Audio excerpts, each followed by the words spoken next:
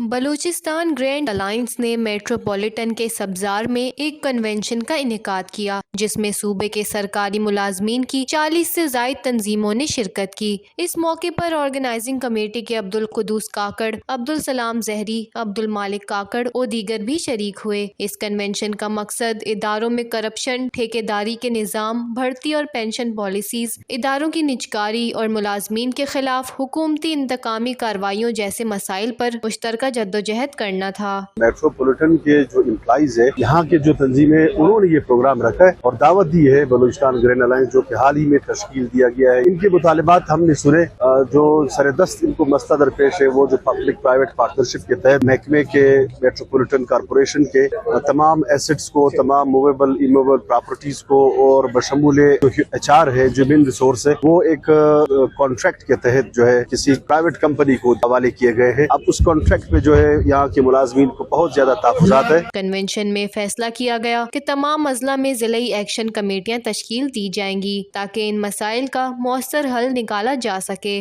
Balochistan grand alliance کے organizers نے مزید کہا کہ اگر حکومت کی جانب سے ان کے مطالبات پر سنجیدگی سے غور نہ کیا گیا تو وہ احتجاج کا راستہ اختیار کریں گے۔ ان کے مطالبات میں پینشن پالیسی پر نظر ثانی، پبلک پرائیویٹ پارٹنرشپ کے تحت اداروں کی نجکاری کا خاتمہ اور ملازمین کے خلاف انتقامی کارروائیوں کا سلسلہ بند کرنا شامل ہیں۔ وش نیوز، کوئٹہ، بلوچستان۔